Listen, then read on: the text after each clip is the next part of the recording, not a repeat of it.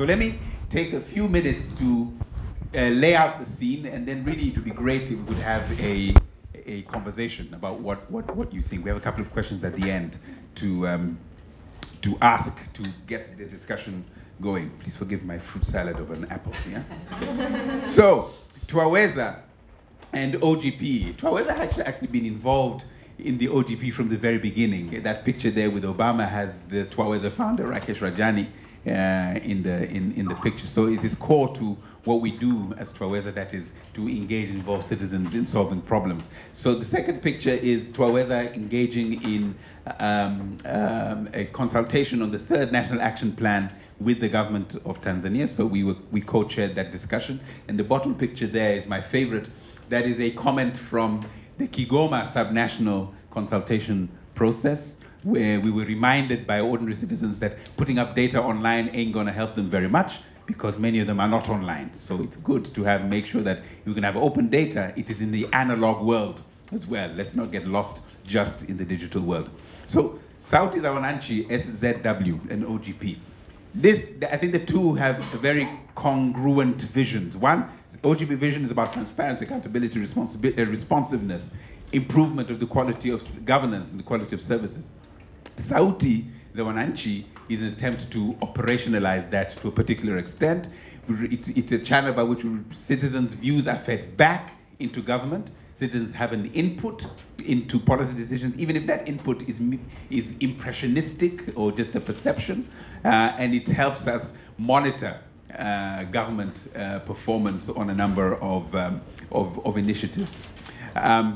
What matters to many people, when the UN did a survey of 10 million citizens, honest, accountable government was number 4 after the very basic needs of education, health, and a way to generate an income to keep body and soul together. So Sauti collects data on these issues, all of them actually, health, education, health and jobs, and on open and honest and accountable government itself.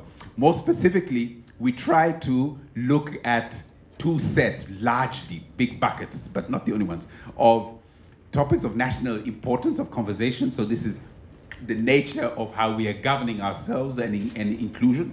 So it's civic space. We ask, should government be allowed to close papers? Taxation, we'll give an example of how we engaged in that issue. And governance, another example of how we engaged in our own constitutional process. And then, of course, we ask them about their own real-lived experiences, such as water, schooling, safety, how safe do they feel. So let me rush through very quickly how the Sauti za Wananchi program is set up. It is basically Africa's first nationally representative mobile phone survey. It is very quick and responsive. We have monthly survey rounds, so these are pretty rapid survey. We can do a survey from concept to publication within 2 months, 8 weeks. And some we've even done in 2 weeks, from concept to collecting the data to being able to publish. So we started in Tanzania since 2013.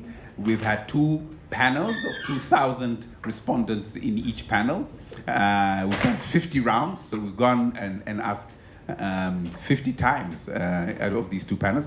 We exported this initiative to Kenya early this year, late last year really, but early this year we actually went, we launched our first few products, and in Uganda, we're going to go to Uganda in 2017.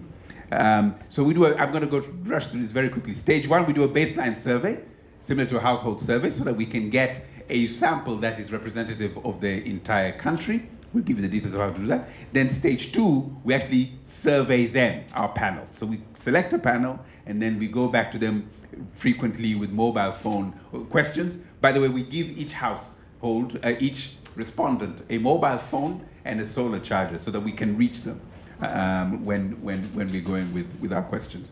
And then we survey them, and then we launch the products of the survey, the results, and then we engage in a public conversation, and sometimes spills over into a policy conversation. So let me give you 5 examples very quickly of the effect, because we really want to talk about not so much the methodology, we can come back to that, but what has this achieved? So, first one was as early as June 2013. I think it was in the first year of Sauti's work. The government imposed a new tax, ironically, on mobile phone, over 1,000 shillings monthly on each mobile phone. And it was a flat tax, very regressive. Because poor, rich, you all paid the same amount. So we quickly did a survey round and asked, what do people think? So budget comes out in June. We go out to the public in July and say, what do you guys think about this? We publish the brief in September, and 83% do not support the tax. We make a whole bunch of noise on this. In fact, in social media, not a single one went out into the streets to protest. But it was a very loud social media and media protest, and about 2 months later, the government scrapped that tax. So the SIM card tax was removed, and elements of was embedded in an excise tax, an airtime excise tax, which is a little bit more fair, equitable, because the more you use it, the more you pay the tax. So we avoided a regressive flat tax as a part of Sauti. So that's one. Second one, this is much more recent. This is a few months ago. There's a new administration in Tanzania, so we polled the people to ask, how do you think the government is doing in terms of providing healthcare? And what are your views on a number of questions? One was, the two key groups are supposed to get free healthcare: children under 5 and children under 3. Thank you. Children under 5, pregnant women. Pregnant women, thank you, and elderly people. So we asked them, hey. And the second question was, there's a form that you need to fill before you can get medical treatment called a PF3, in case you're in an injury. Before, so this is a bit problematic. So we asked the people, what do you think of this? First of all, are you in these categories getting free healthcare? And two, what do you think about the PF3 being required before you get health treatment? So you can see the results there. 40% were reporting that the key groups were still paying for health services. 80% wanted this PF3 thing done away with. And then when we launched, the government actually came in the form of a deputy minister for health and made those public statements that those demanding any payment for key groups were going to be disciplined, that this was just not allowed, and that the treatment was going to be able to be received without PF3. So you can see here already an impact on the administration of the delivery of health services. Third example, this was very recent. We did a poll on how secure are people feeling in Kenya, and what do they think about radicalization in that country? So, and we asked them, looking ahead, what do you think might happen in 2017, and which is election year, just so that everybody knows. 2017, August, Kenya goes to the polls again.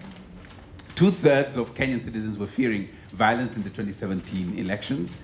20% reported having been a victim of violence or insecurity, I think in the previous 3 months.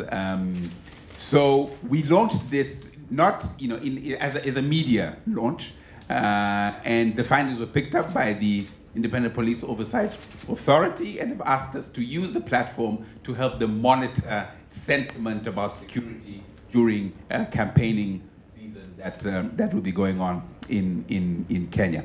It was very interesting that, very senior police officers showed up at the media launch about 4 weeks ago, and I was a bit worried that my team in Kenya were going to be taken away in those cars, but, we had a break, yeah? Okay. Then Tanzania went through a constitutional review process. We conducted 3 surveys around it to gauge popular sentiment around this. Lots of questions, including about participation in the process, their views on very specific clauses in the Constitution, and then to track them, how supportive they were as the Constitution itself was evolving. The findings were directly referenced by the politicians and the Constituent Assembly, which was debating the draft Constitution. And then soon after the launch of the 3rd survey round, I think I remember this was in March 2015 or February 2015, the referendum, which the government was insisting was going to go ahead, was scrapped. And we can't claim entirely that it was because of Sauti. We wouldn't be, but there was an association, because the Sauti seemed to suggest that there wasn't as the strength of popular opinion in favor of the draft constitution was not quite as big as the government had expected. Of course, I think there was also a problem with registering people for the referendum and budget for it, but I think this may have been a nail that that put it in, you know, the final nail in the coffin was popular sentiment wasn't very exciting. A final example was a political poll that we did last year, and that really, I think, catapulted Sauti into the popular imagination, the public imagination. We did a political poll on who might be, who the people were going to elect in the election that was going to happen a month later. It got massive media coverage. For 3 days, that was it for headline news. And Twaweza was very much in the spotlight. It prompted changes in some campaign messaging, especially from the opposition party, because we revealed that the population were not quite aware of what is going to be on the ballot paper, especially in terms of the names of the party. So they changed their campaigning to make sure that they were messaging the correct names to the voters. And what is really interesting was part of the pushback from the opposition supporters who felt that this was sort of an illegitimate poll, as it were, was that they conducted a lot of polls of their own in the streets and in the bars and salons, and it was very much in the social media how wrong Twaweza's poll was and how clearly the incumbent party was going to lose the election. But I think the thing was that the polls captured the public imagination, and everybody was discussing evidence and polling and sampling, and it became very interesting that this seemingly dry practice was part of the national discourse. So from stakeholder feedback over the past 3 or 4 years we've been doing that. MPs try to get our information, not all of them, but a few vocal ones use it in making their concrete arguments in Parliament. The radio and television used our findings for catalyzing public debate, which is fantastic because that's what we would like these things to be used for. And then, like you saw with the Kenya example, other government institutions are asking us to partner on the platform for them to also gauge popular sentiment on the delivery and the quality of delivery of public services. So from reviews and evaluations, media mentions, I think we've had 271 in Tanzania just in 2015. I think that number is correct for Kenya in 2016, about 300 media mentions. So in a very contested space, media and polling space in Kenya, Sauti Wananchi in a few months has found its position in terms of contributing to national discourse. We also found out independently how many have heard of Sauti Wananchi. So 1 in 5 Tanzanians has heard of it. 15% recall the pre-election poll. What is encouraging is that almost 80% saw our poll as credible. I should tell you, our poll showed that the president was going to get 65% of the vote.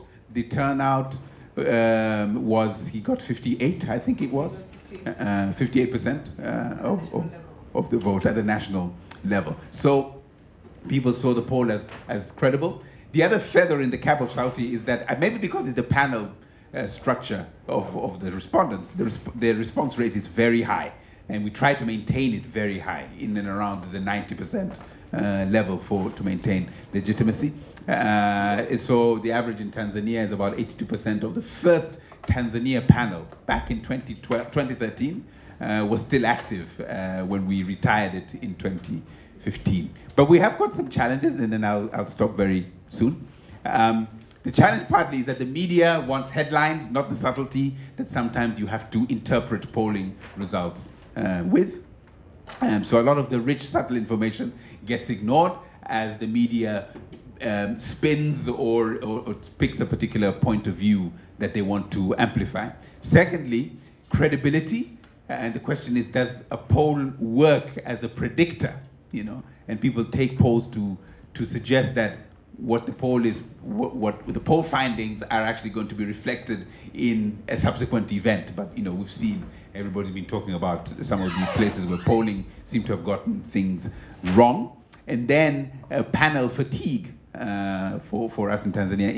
Is it the case? And I think we're looking at this ourselves. Maybe Yudi can speak to this a little bit later. Whether participating in the survey panel for as long as 2 years affects and biases the panel after a while. I think we're trying to get this done. A couple of invitations. So all of our polling data is online and downloadable in very easy to use formats, Excel and CSV and Stata. We have thought to use this session to launch this book, but we thought no. But we've actually written with the World Bank a manual for how to do a mobile phone panel survey in developing countries. And UD is one of the authors of that particular handbook, and it can be downloaded from the World Bank site of Open Knowledge. So those of you who may want to talk technicalities and some of the things, find out more, it is all there for you to look at. And then finally, we would like to help partner up with those who are interested in carrying out this sort of thing. We're starting with Africa, that's where we know best. We could provide some technical assistance, advice, tips, what to do, what not to do, how to do it elsewhere on the continent.